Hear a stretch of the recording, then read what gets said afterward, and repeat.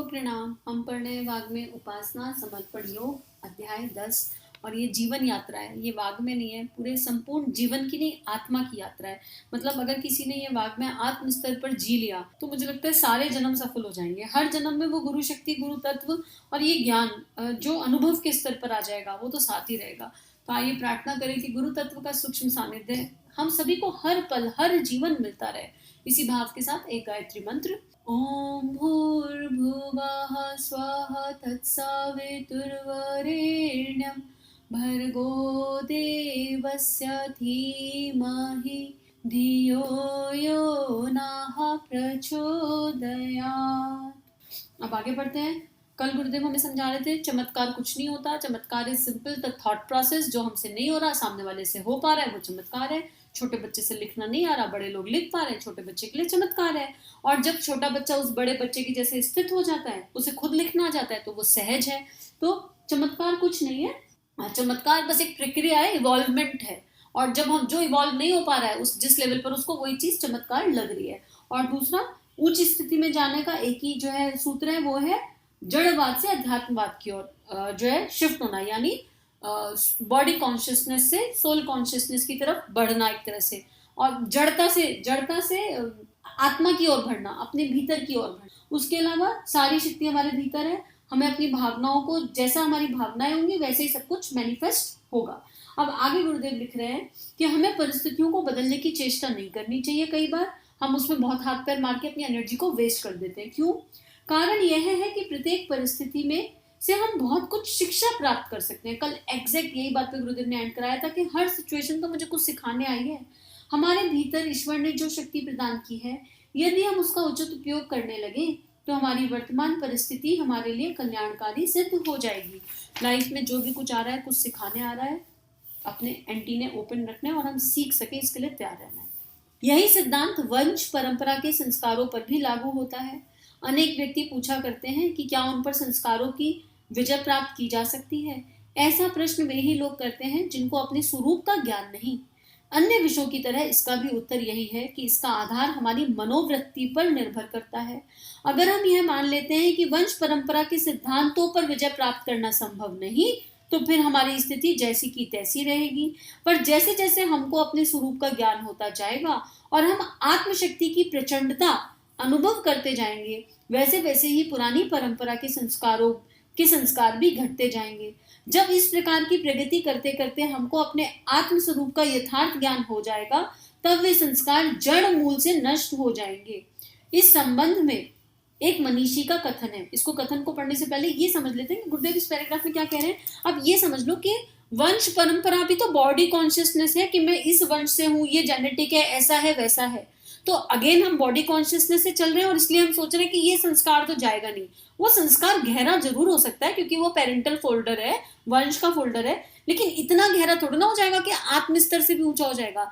जब मैं अपने आप को, हमारे बंधन टूट जाएंगे ये शरीर के, और हम इस वंश से बड़े हो जाएंगे, बड़े निकल जाएंगे, आत्मवत सर्वभूतेषु वसुदैव कुटुंबकम का भाव जीने लगेंगे, तो फिर हम किसी एक वंश के थोड़ा ले जाएंगे। फिर तो मानवता परम धर्म, फिर तो उस गुरु का दिव्य प्राण भीतर अपने आप बहने लगेगा ना। तो फिर कैसे होगा कि हम वंश परंपरा पे चिपक कर रह जाए। तो यही कह रहे हैं कि जो हमारी मान्यता होगी वही सच होगा। तो अगर हम ये मान के बैठे हैं कि नहीं नहीं हमारे घर में तो सबको, अभी बहुत सारे लोग ऐसे मिलते हैं, अरे हमारे घर में ना सबको हेरिडिटी है इस तरह की बीमारी की, और क्योंकि घर में सबको है तो हमको भी हो सकती है। तो ये थॉट कौन क्रिएट कर रहा है? बार बार ये हम क्रिएट कर रहे हैं। We are manifesting. क्यों क्रिएट कर रहे हैं? अरे अपना जीवन बदलेंगे, आचरण बदलेंगे, सोच बदलेंगे, विचार बदलेंगे, कर्म बदलेंगे, तो क्यों होगी वो प्रॉब्लम हमको?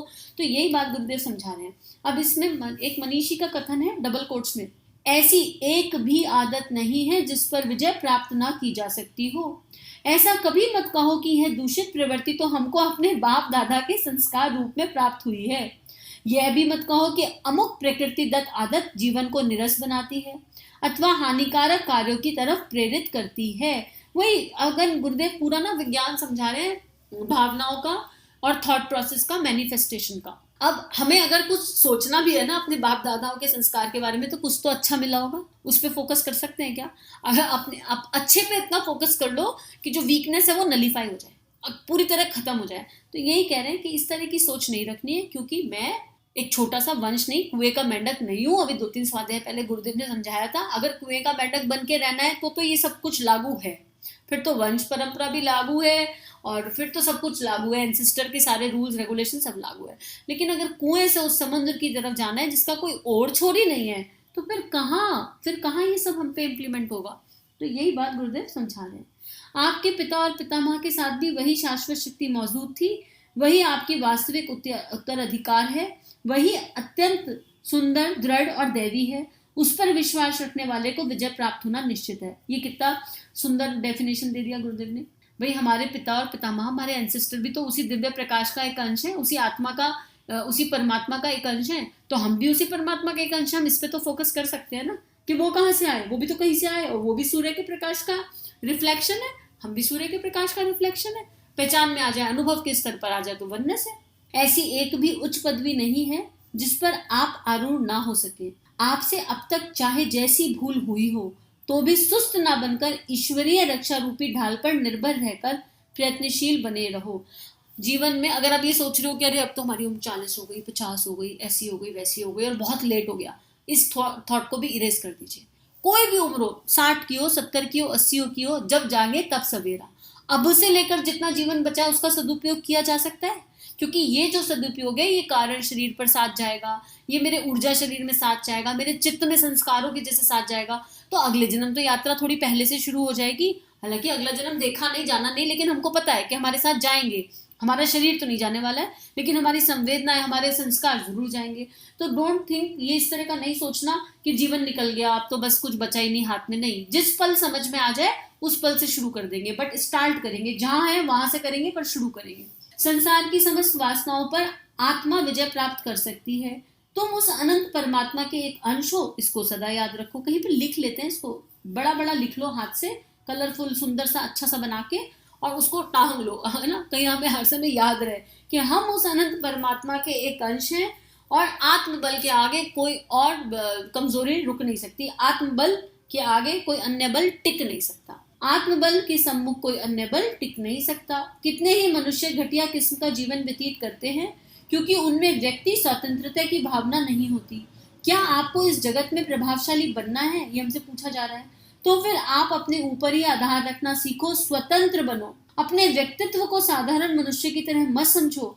ना कभी ऐसी बात कहो कि हम दीनहीन हैं, हमसे क्या हो सकता है। ये सब लोअर इमोशंस, गुरुदेव ने जब प्रेम योग बुक पढ़ाई थी ना, और सेल्फ कॉन्फिडेंस की जब हमने बुक पढ़ी थी, आत्मविश्वास कैसे जागृत करें, उसमें भी कुछ इसी तरह की सारी बातें आई थी बहुत सुंदर तरीके से, कि क्यों हम जब हम उस दिव्य सत्ता के अंश हैं तो हम अपने आप को दीनहीन क्यों माने।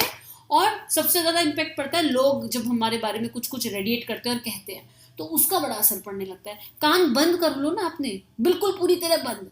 कान बंद करने का मतलब ये नहीं कि सामने वाले की डिसरिस्पेक्ट करनी है, लेकिन अगर आपको कोई मोटिवेट नहीं कर सकता तो डीमोटिवेट करने का भी हमें किसी को कोई अधिकार नहीं है। अगर हम जाके सलाह मांग रहे हैं और सामने वाला सलाह दे रहा है, वेल एंड गुड, लेकिन अगर लोग फ्री में आपको सलाह बांट रहे हैं और उससे आपकी एनर्जी लो हो रही है, आप डीमोटिवेट हो रहे हो, कुछ अच्छा काम करने से रुक रहे हो, तो अपने कानों को बंद कर लो और उन लोगों के लिए प्रार्थना करो, क्योंकि वो आपके दुर्गुण देख रहे हैं ना, आपके दोष देख रहे हैं ना, और ये ना किसी के देखने ना किसी को अपने देखने देने। अगर कोई आपको दीनहीन महसूस करा रहा है, close that cord now, physical स्तर पर, लेकिन सूक्ष्म से केवल प्रेम, प्रेम और प्रेम, करुणा, करुणा और करुणा, संवेदना, संवेदना और संवेदना, क्योंकि ये मूल मंत्र है। तो इसकी गहराई को समझना खाली इस एक ऑडियो से नहीं, अगर आपको इस वाली जो बात कही गई है इसकी गहराई को समझना है तो प्रेम योग बुक सुन लीजिए, क्योंकि पूरा उपासना समर्पण योग सुनने को बोलूंगी तो साल लग जाएगा। प्रेम योग बुक के 40 ऑडियो वो सुन लीजिए, तो ये जो आप इस पैराग्राफ में गुरुदेव का गहराई से बात समझा रहे हैं वो समझ में आ जाएगी। प्रेम योग आपको श्रीप्रिया काउंसलिंग पे मिल जाएगी, श्रीप्रिया काउंसलिंग के डिस्क्रिप्शन बॉक्स पे प्रेम योग के लिंक मिल जाएंगे। आगे, जिन लोगों में व्यक्ति स्वतंत्रता नहीं है, जो अपने आप को रूढ़िग्रस्त बंधनों में जकड़ चुके हैं, ऐसे मनुष्यों के बनाए नियमों और रिवाजों के साथ अपनी आत्मा को अधीन मत करो। अगर आप ऐसी खराब रूढ़ियों के गुलाम या अनुयायी बन जाओगे तो आपकी अनिष्टी दशा दीर्घ काल तक कायम रहेगी और उसकी बहुत कुछ जिम्मेदारी आप पर ही रहेगी। फिर एक समय ऐसा भी आएगा जिनको खुश करने को आपने हानिकारक रूढ़ियां स्वीकार किया था, वे भी आपकी निंदा करने लगेंगे। और ये तो गजब हो गया, गुरुदेव एग्जैक्टली यही बात लिख रहे हैं कि ऐसे मनुष्य के बताए नियम और रिवाजों के साथ अपनी आत्मा को अधीन मत करो, उनके बंधनों में मत बंधो, फिर वो कोई भी हो, वो आपके घर परिवार के लोग भी हो सकते हैं, एनीवन। आप केवल अच्छी रेडिएशन डालो, लेकिन किसी के लोअर इमोशंस को अपनी एनर्जी पर हावी नहीं होने देना, क्योंकि वो हमारी आत्मिक यात्रा को रोक देंगे और उस लेवल पर पहुंचना है कि हमारे भीतर से वो प्रकाश गुरु का रेडिएट होने लगे कि सामने वाले में परिवर्तन आ जाए। हालांकि उद्देश्य ये नहीं होना चाहिए, उद्देश्य तो आत्मनिर्माण है, केवल आत्मनिर्माण और आत्मनिर्माण और आत्मनिर्माण, और जब वो होगा तो बाकी सब अपने आप होने लगेगा। एक छोटा पैराग्राफ और ले लेते हैं। अगर आप बुद्धिमत्ता से काम लेकर अपने व्यक्तित्व को बनाए रखोगे तो अपने स्वामी आप बन सकोगे और अधिक उच्च तथा लाभदायक स्थिति को प्राप्त करना आपके लिए सहज होगा। व्यक्तित्व को त्याग कर दूसरे लोगों के पीछे भेड़ की तरह चलने पर आपको जितना मान प्राप्त होगा, उसकी अपेक्षा अपना स्वतंत्र व्यक्तित्व प्रकट करने से संसार आपका अधिक आदर करेगा और आपके संबंध में अधिक उत्तम सम्मति रखेगा। सच्चा वीर पुरुष सब लोगों को अपनी तरफ आकर्षित करता है और सब लोग उस पर विश्वास रखते हैं। तो अब हमें पता है जो सच्चा वीर पुरुष है उसकी तरफ मैग्नेट के जैसे लोग खींचे चले आते हैं। क्यों? क्योंकि जिस चीज में हम स्थित हैं, फूल खिला तो खुशबू फैली तो लोग अट्रैक्ट हुए तो आ गए। आपकी तरफ थोड़ा ना आए, आपके भीतर जो देवत्व का जागरण हो गया, आपके भीतर जो गुरु शक्ति का जागरण हो गया, उसकी तरफ आए। ये हमेशा स्मरण रखना है, नहीं तो फिर वही हो जाएगा अहंकार। हालांकि डरने की जरूरत अहंकार से भी नहीं है, ईगो से भी नहीं डरना, क्योंकि ये विश्वास रखना है कि जिस गुरु के सानिध्य में ये यात्रा हो रही है, क्या वो इस यात्रा को भटकने देंगे कभी?